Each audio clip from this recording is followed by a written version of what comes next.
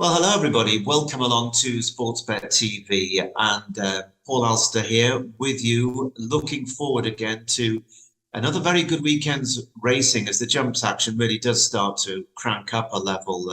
Very good racing at Wetherby, in particular, and Ascot. We've got the end of the um, flat season starting to wind down at Newmarket and elsewhere. But I have two free selections for you on this service today. If you happen to be discovering me for the first time, do press the red button just below the screen, and then you'll continue to receive notification of these free bulletins each and every week. And it's certainly worthwhile following. Doesn't cost you anything at all. Well, last weekend, having had a good run of things up to last weekend, things did not go our way. And to be honest, both selections sank without trace in the mud. Poor old Stonebuster, he stayed over towards the far side, didn't he, at Doncaster in the Group 1, and he basically had no chance from there. No chance. Might as well have not turned up because all the action was on the stand side, clearly the better side to be. And that was the end of that. And then down at Newbury, Oviedo, well, the ground was bad at Newbury and he just did not cope with it. So I'm afraid that was just one of those things, and we'll move on. Now, I'm hoping that both my selections for Saturday the 29th are going to run well. We've got one over the jumps at Ascot and the other one at Newmarket on the flat. And I'm taking you first to Ascot, to the 2:05 race, which is a real sign of some very good racing to come into the later autumn and winter schedule, because this is a terrific £60,000 2-mile handicap hurdle, 10 runners, good to soft ground. So it's nice racing ground. And this is a race that, for those of us that like to analyse racing, it's one of those you love to get your teeth into, because there are so many potential improvers, horses as young as 4, 5 and 6 years old. And a lot of them could well take a big step forward as we move forward into this season. And the one that's priced up as early favourite, and this recording, by the way, being made Thursday lunchtime before 1 o'clock on Thursday. So this is after the declarations have been made, and I've been looking at the 5 days and happy to see the horses I fancied have stood their ground. So any harm in asking for John Jones Junior and Senior? He's on a hat-trick after handicap wins at Catterick and Sedgefield in lower grade, but he's dotted up both times. However, he's gone up a total of £23, and he's going to have improved again quite significantly, I think, if he's going to justify this early favouritism. But we know he's fit. Some of them haven't run for a while. We know he's fit. We know he's in form. So he's got those two things going for him. But £23 for winning at 2 gaff tracks and then going to Ascot to try and do the same. That's quite a task, and if he does it, he'll certainly be a horse who is really, really on the up. You've got Hacker de Place for Paul Nicholls, who's won 2 of his last 3 last term, including at Aintree at the national meeting in April. He won off 133 and starts off £5 higher. Now, prior to his win at Aintree, which was a very good effort, he'd been third in the Imperial Cup at Sandown, so this horse bringing very good form to the race. And I suggest that he's going to be a danger to them all if he is fully wound up and ready to go. And that will be hinted at, I suspect, by any market support for Hacker de Place. Now, an interesting runner here is Highway 102, who's trained by Chris Gordon. Now, he actually ran in this race last year when it was a listed handicap. And he was 5th to Soaring Glory, who is a talented horse. It was off a £3 lower mark. And he'll be better for a return outing at Fontwell, it was just 4 weeks ago, when he only just failed to win on his first start back. He was beaten a neck there. And this is a horse with a lot of ability. He was second in the Lanzarote Hurdle as well in January of last season. So we know that he'll be fit now. We know he's run well in the race before, and it might very well be that connections have been eyeing this race since his good effort in this event 12 months ago. And then you'd have to note that top jumps owner and shrewdest of all shrewdies, JP McManus, has 2 runners in this. And he's got Call of the Wild, who's trained by Alan King, a horse who's only run in novice hurdles. He's 2 from 4 in novice hurdles last campaign. and he's been off for very nearly 200 days when he'll come back on Saturday. So this is a horse who's a real unknown quantity in handicap company, and he starts off here, first time out in a handicap off 130, which on the face of it might be a fair mark. And question is he ready to go? Certainly Alan King can get him ready. And again, the market will tell the story. He's forecast on the very early odds with the only firm that went up very early. He was forecast at around 5-1 with William Hill's early doors. I think it's a bit of 11-2 around.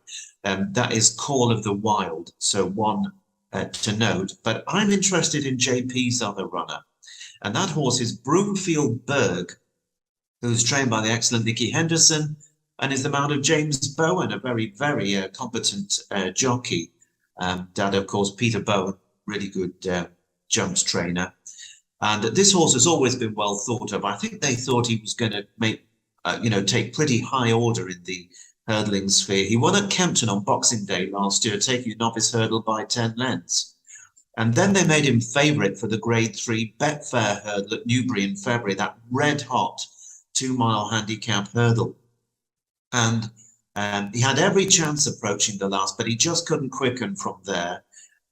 In the end, he wasn't at all disgraced, but the race was won by, we remember this well at Sportsbet, it was won by Glory and Fortune, which I tipped you and won at 20-1 in the Betfair. Well, one of Glory and Fortune's victims was the favourite Broomfield Berg, who went on after that to finish mid-division in the county hurdle at the Cheltenham Festival, not disgraced. And then again he ran well at the Aintree Festival in a hot Grade 3 handicap hurdle in April, when he was 6 of 21 to Langer Down. Now, he had a bit of a break, and then they brought him back, I think, thinking about a summer campaign. He was odds-on in a 4-runner race, could only finish 3rd at Market Racing in July, and clearly something wasn't quite right. So it wasn't the biggest shock in the world to see that they had a breathing operation done on this horse, and he didn't run for over 3 months after that, and that wasn't until running recently down at Chepstow over 2.5 miles, when they made him favourite again for the Silver Trophy. And again, he had every chance of poaching the last, eventually finishing 3rd of the 10 runners, beaten 3 lengths by the very classy Nappers Hill. Now, actually, I think that was a really good run. Okay, they made him favourite and he was beaten, but this was the first time the horse was running after a wind operation. And very often it's as much as anything a fact-finding mission for Connections when a horse is running first time after a breathing op. And what was very clear to see was the horse travelled well. He possibly just needed it after just over 3 months off. And I think he should be absolutely spot on. And now that they know his breathing has apparently been fixed, I think this is the time to catch him. He's got the ground and the trip is right. The drop back from 2.5 to 2 miles, hopefully a well-run race, will suit him, in my opinion. And at the time of this recording, Broomfield Berg is offered at 13-2 with 4 big firms, Bet Victor, Corals, Ladbrokes and Parry Match. And he has been drifting a bit from early 11-2 and 6-1, so it wouldn't surprise to see him come up 7-1 or bigger. So remember to shop around, check your odds comparison sites, and look out for Broomfield Berg, the first of my 2 free selections for you at Sportsbet on Saturday. Well, as of course I'm sure many of you know, I'm delighted that I've been able to offer clients a really outstanding premium service called Out in Front. And things are going pretty well there. Happy to say that last weekend included a 16-1 winner in Riders on the Storm, as well as one other very nice, well-backed winner and some nice big prize placed horses. So here's what you could get involved in. And here are 1 or 2 words we prepared for you a little while ago. Hello, I'm Paul Alster. Since July 2020, my followers have enjoyed some really great success here with my regular Saturday and festival tips here at Sportsbet TV. Well, now I'm offering an enhanced tipping service called Out in Front, aiming for plenty of big odds selections on far more racing days. So to continue receiving my profitable and enjoyable each way and often long odds racing selections, sign up now on Patreon for my low-cost, brand new live tipping service where you can interact with me and ask questions and comment in real time. So signing up to Out in Front only takes 2 minutes. First, choose a membership, then sign up, add a payment method, and then you'll get all the benefits of being an Out in Front member. I can't wait to see you, so sign up to the new Out in Front real-time tipping service with me, Paul Alster.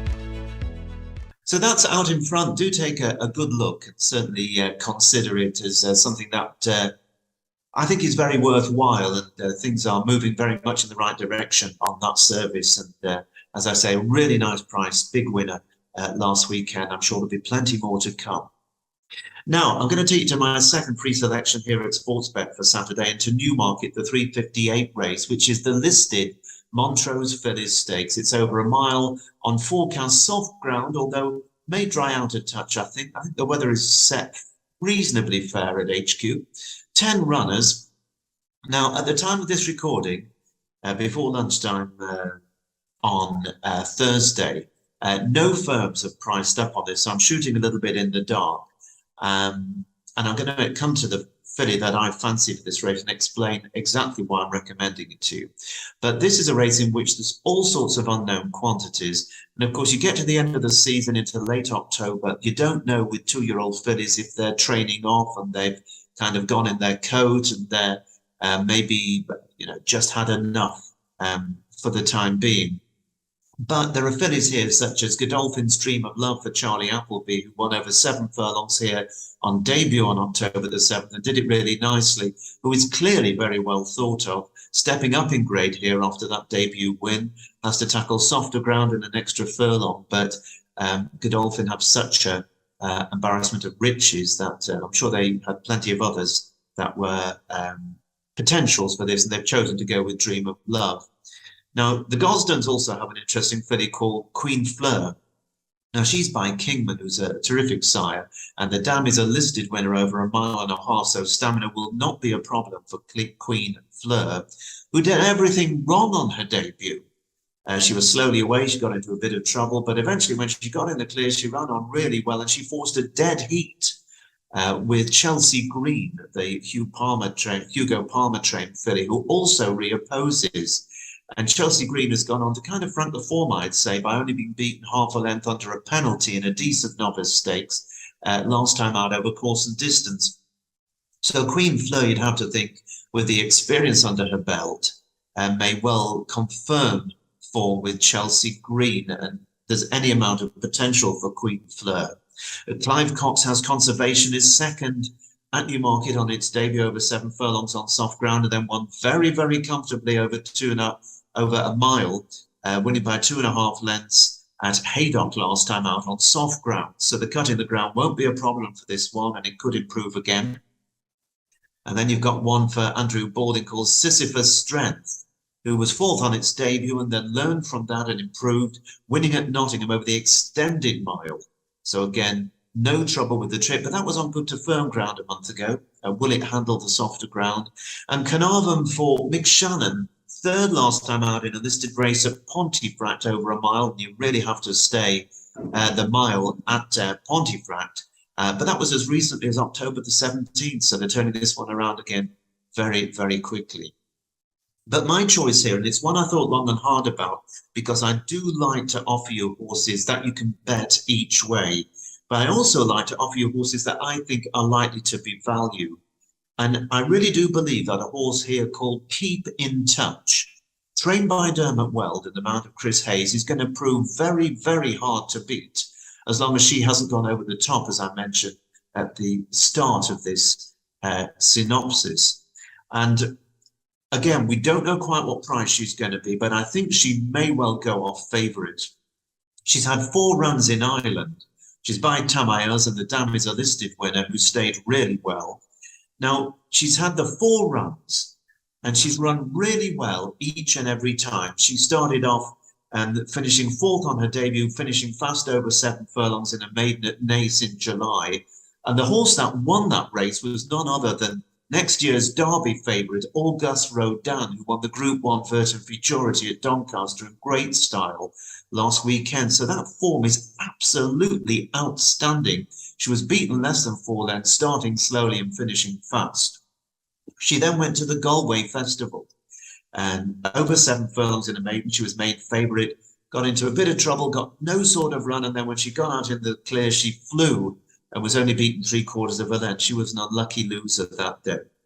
Connections went back to Galway about 6 weeks later, 7 furlong maiden on soft ground on September the 6th, and she absolutely came home like a good one, and she won really well. She beat a horse called Lumiere Rock, and Lumiere Rock has subsequently won a Group 3 in really good style at the Curragh. So that form is excellent, really rock solid, classy form.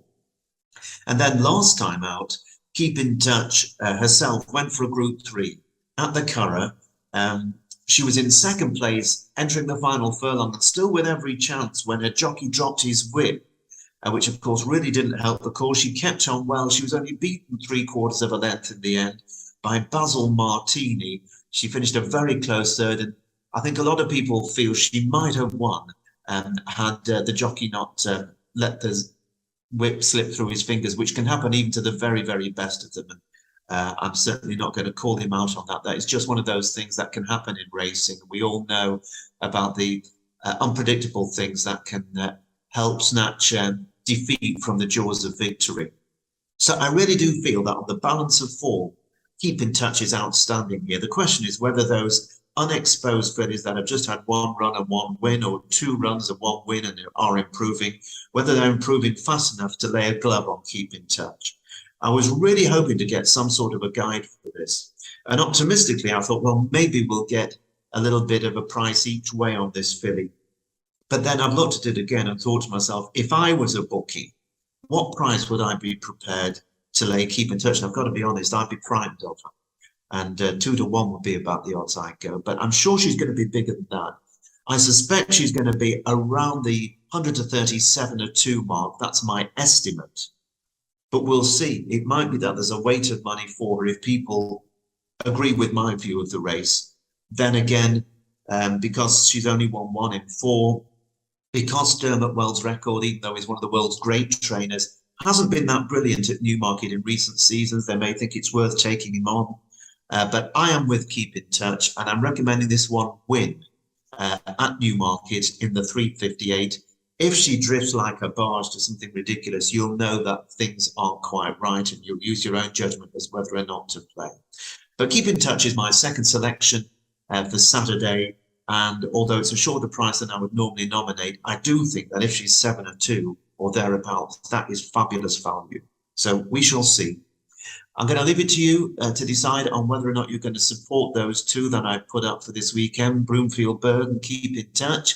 Remember to check out my premium service at Out in Front, but I'll be back at the same time next week when there's more great racing in Britain. And of course, the Breeders' Cup coming up next weekend as well, and I might just take a look at that for you. Anyway, for now, from me, Paul Alster, at Sportsbet TV, it's goodbye. Have a great weekend.